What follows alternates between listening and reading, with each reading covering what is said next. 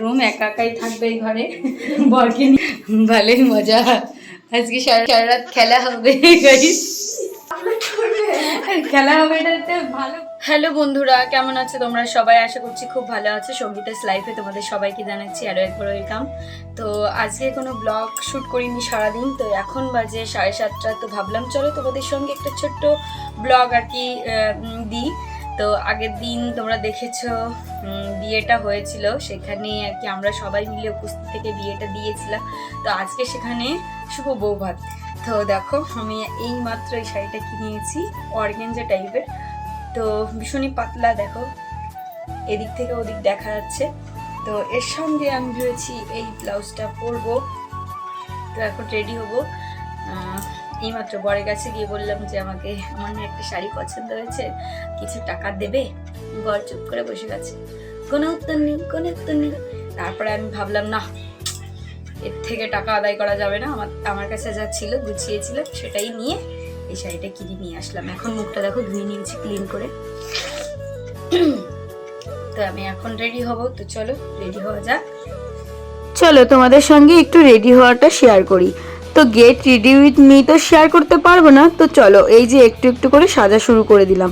কি বলো তো, বিয়ে বাড়ি যাওয়াটা আমার কাছে মনে হয় একটু নিজেকে সাজিয়ে গুছিয়ে একটু সুন্দর করে প্রেজেন্ট করা। আমার কাছে খাওয়াটা খুব বেশি ম্যাটার করে না, যেহেতু একটা অনুষ্ঠান বাড়ি যাব, নিজেকে তো একটু সুন্দর লাগতেই হবে। তাই জন্য দেখো এই শাড়িটা আমি কিনে নিয়েছি। বরকে কত করে বললাম আমাকে শাড়িটা কিনে দাও, কোনো মতেই দিচ্ছে না। তারপরে নিজের কাছে কিছু টাকা ছিল, তাই দিয়ে আমি কিন্তু শাড়িটা কিনে নিলাম। তো শাড়িটা কিন্তু এই সাদা ব্লাউজটার সঙ্গে খুব ভালো লাগছে। তোমরা হয়তো দেখেছো আমি হাট থেকে এই ব্লাউজটা কিনেছিলাম, তারপরে কিন্তু বরের সঙ্গে একটা রিলসও বানিয়ে নিলাম, ভীষণই ভালো লাগছিল। আর তোমাদের সঙ্গে এই রিলসটা আমি ইউটিউবে শেয়ারও করব। তো দেখো এখন পুরো রেডি। তো বন্ধুরা ফাইনালি দেখো রেডি হয়ে গেছি।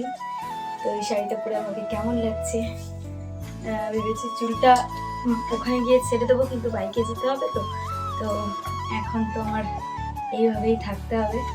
এই কালারটা না এত ভালো লাগছে, পুরো শাড়িটার লুকটাই চেঞ্জ হয়ে গেছে। তো চলো মেয়েকে রেডি করাই, তারপরে তোমাদের দেখাবো ফুল। ফাইনালি আমি রেডি হয়ে গেছি। হ্যাঁ, কেমন লাগছে বলো? তো আমার মনেই নেই যে আমার বরকে দিয়ে একটু প্রথম থেকে লাস্ট পর্যন্ত দেখাবো। যাই হোক চলো এখন যাওয়া যাক। গিফট নিয়ে নিয়েছি, এই ব্যাগটাও নিলাম, দেখো শাড়িটার সঙ্গে কি ম্যাচিং হচ্ছে। তো চলো, অনেকটা টাইম ভিডিও রিলস করতে করতে 9টা বাজিয়ে ফেলেছি, এখন যাব। তো বেরিয়ে পড়ি, বাড়ি এসে আবার রেডি হতে হবে, তাই না? সিন্ধিকে দেখো কি করে, সিন্ধি এই যে ঝুলছে।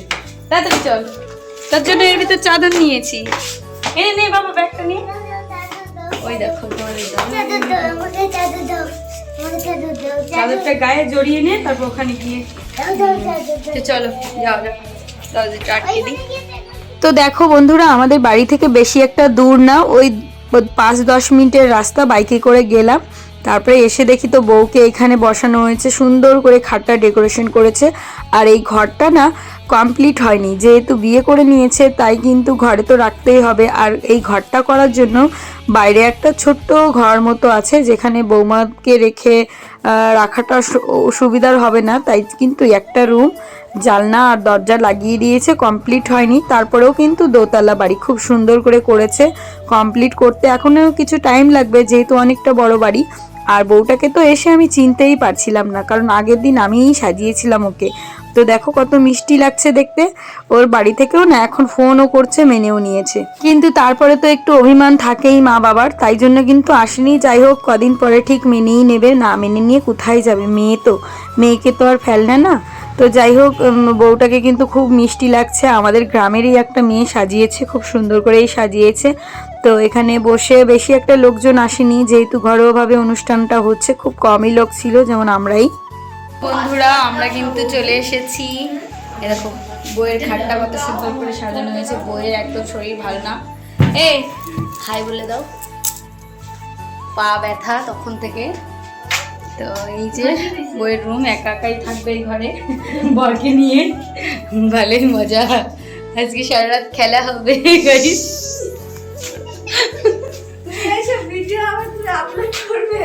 খেলা হবে, এটা ভালোবাসা সবাই তো বলে। তো এখানে জাস্ট একটু ফাজলেমি নিয়ে কথা বলছিলাম। তারপরে দেখো ওর এখনো কিন্তু খাট কেনা হয়নি, ওই পুরনো খাটেই রয়েছে, আস্তে আস্তে সবই করবে, সবেমাত্র বিয়েটা হলো। সুন্দর করে খাটটা সাজিয়েছে। আর এই যে আমার মিষ্টি বৌমা, বৌমা হাই বলে দাও। ও চলো, কি এই দেখো আমার বৌমা আমার সাথে, আমরা ভীষণ মজা করি কিন্তু ক্যামেরা বন্দি হই না, এটাই হচ্ছে সমস্যা, তাই জন্য চিনবে না।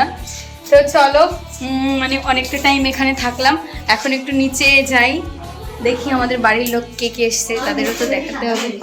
এই টুঙ্কি, টুঙ্কি হাই বলে দে। দেখো আমরা একসঙ্গে গিয়েছিলাম বিয়েতে, আর বৌমা আমরা সবাই এখন ঘোরাঘুরি করবো। গেটটাও কিন্তু সুন্দর, কিন্তু দরজা নিয়ে আছে। এদিকে কিন্তু আমার শ্বশুর শাশুড়িরও নিমন্ত্রণ ছিল, কিন্তু ওনারা আসেনি। যাই হোক, আমি আর আমার বৌমা মিলে ভাবছি যে একটু ভিডিও করব। বৌমা আমার ভীষণ মজা করি, কিন্তু এই বৌমাটা এত খারাপ, ক্যামেরার সামনে এসছে। ওই দেখো, এইবার তোমাকে মানে কি বলে, ভাইয়ের দিদি লাগছে, সত্যি খুব মিষ্টি লাগছে। দেখো পুষ্পকে, আরে আমার টিকটু দিদি, দেখো টিকটু চলে এসছে। এই আমি কিন্তু ব্লগার আছি এখানে।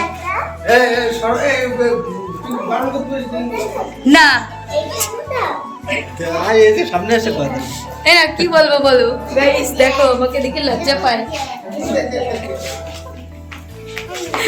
আমার বৌমা দেখে আসছে, বেবি বেবি দৌড়াদৌড়ি করে না। চলো পরে আবার দেখা। কি মিষ্টি লাগছে তোমাকে।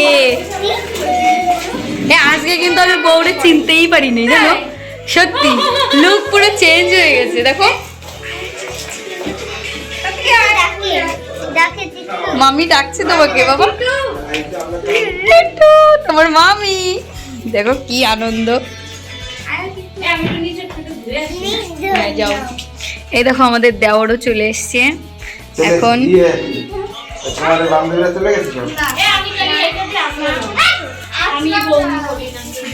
আরে করো, আরে এই যে আমাদের বাড়ি, বাড়ি ভালো আছিস ভাই? ভাই যে কি লজ্জা পায় আমার বাড়ি। এই মামা কই, মামা, মামাকে দেখাও। ওই যে মামা, তাই আজকে কার বউ ভাত? অবশ্যই দেবো। শুয়ে পড়ি। তা তুমি তো শেষ 3 দিন ধরে কষ্ট করতেছো, মাথায় চাপ, টেনশন, এইবার রিলিফ পাবা না, বুঝলে?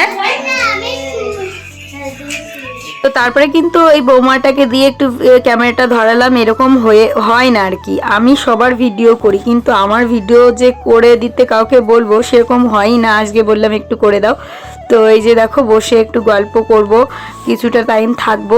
আর আমার ফোনে একদমই নেট নেই যে একটু ভিডিও করব, তাও হচ্ছে না।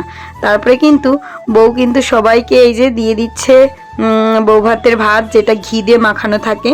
আর এই ঘরের ভিতরই আর কি, মানে এখানে একটা গোডাউন মতো করা হয়েছে, তো সেখানেই আর কি খাবার দাবারের ব্যবস্থা করা হয়েছে।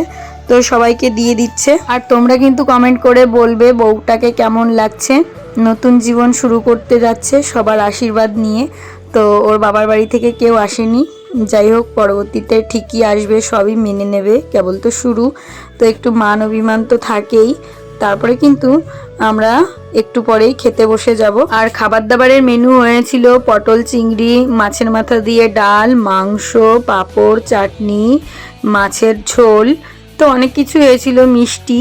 তো এই যে দেখো ওরই ভাই কিন্তু পুষ্পর, তো মেজদি আর আমি কিন্তু সেম শাড়ি পরেছি। মেজদিটা দেখেই আজকে আমি কিনেছি, আমার খুব পছন্দ হয়েছে। যাই হোক 2 বউ 1 শাড়ি। আর এদিকে কিন্তু শোভন এই যে খাবে, তাই ওকে বলছি তুই এখনো বসিসনি। তো এদিকে কাকিমা কিন্তু পরিবেশন করছে, আর এদিকে কিন্তু বড়দি এখন আর কি মানে এসে বউকে গিফট দিতে গেল। বড়দিরাও খাওয়া দাওয়া করে নিয়েছে মনে হয়, জানি না, আমি একটু লেটে করেই এসছি। তারপরে কিন্তু আমার বৌমা একটা সুন্দর ভিডিও শ্যুট করে দিচ্ছিল।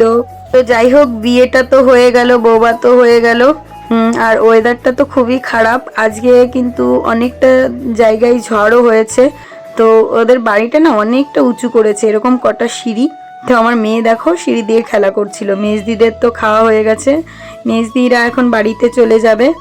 আর বৌমাকে বলছি চলো বৌমা খেয়ে নি, ওর নাম হচ্ছে মৌ, আমরা বৌমা বৌমাই বলি। তো এক যুগালে বৌমা শাশুড়ি হলে যা হয়, বয়সটা ওরও কম, আমরাও তো পুরো বুড়ো হইনি। আর এই যে দেখো আমার বড় ভাসুর, আমাদের বড়দা, বড়দা হাই বলে দাও। বড়দা হচ্ছে, তারপরে খাবো না আমরা। এই যে বড়দি এখন খাবার নেবে, নিজেদের খাওয়াইছে। ছেলেটাকে আনোনি কেন বড়টা? ও আচ্ছা, তাই তো। তুমি সবই জানো, তার মধ্যে আবার প্রশ্ন করলে আমার। তাই কি হয়েছে, প্রশ্ন করলি? সমস্যা কি? এই দুটো শাড়ি ভালো লাগছে কিন্তু ভালো লাগবে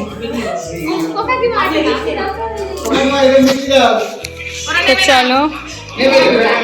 এই উপর নিচ করতে করতে না পাটা পুরো ব্যথা হয়ে গেছে। সেই এক কোনায় ঘর, আর এদিকে নিচে গোডাউনে খাওয়া দাওয়া হচ্ছে। পিছনে বাড়ি ছিল, ওইখানে আর আমরা যাইনি। তো আমরা কিন্তু এখানে বসে মানে নিজেরাই বলতে পারো, তেমন কেউই নেই। তো যাই হোক, খুব ভালো লাগলো। এখন আমরা বাড়ি যাবো, খাওয়া দাওয়া কমপ্লিট। তো দেখো এই ঘরটা কমপ্লিট হয়নি, হঠাৎ করে যেহেতু মানে এই ঘরটা করেছে তাই জন্য কিন্তু এখানে আর কি একটা দরজা দিয়ে খাটটা সাজিয়ে আর কি বলতে ওই ঘর রাখা হচ্ছে। এখনও কিন্তু এখানে দুটো তিনটে উপরতলায় রুমগুলো ফাঁকা, কমপ্লিট করতে হবে।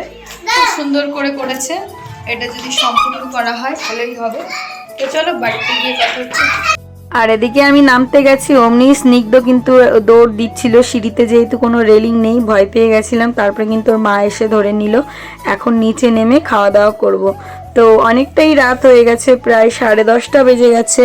এইখানে খাওয়া দাওয়া করতে করতে রেডি হয়ে বাড়িতে বসে অনেকগুলো রিলস বানিয়েছি। এই করতে করতে না অনেকটা টাইম লেগে গেছে। তো কদিন থেকে তো মন মানসিকতা একদমই ভালো ছিল না। তো ভেবেছি নিজেকে আর কষ্ট দিয়ে লাভ নেই, যা হওয়ার ভগবান দেখবে। তোমরা একটু পাশে থেকো বন্ধুরা, ভালোবাসা দিও। এইমাত্র বাড়িতে আসলাম, দেখো বাড়ি ঘরের অবস্থা কি। এখনই তোমরা হয়তো ভাবছো যে এখন ঘুমিয়ে পড়বো, তা না, এখন ঘুমোলে হবে না, সব কিছু এখন ঠিক করতে হবে। আমার মেয়ে এখন দেখো ঘুমানোর জন্য ব্যস্ত। তো চলো আজকের ব্লগটা কেমন লাগলো বলো। সবাইকে টাটা, ভালো থেকো, সুস্থ থেকো, বাই। আর এই শাড়িটা চেঞ্জ করবো আজকেই কিনে আজকেই পরে নেবো। তো চলো টাটা।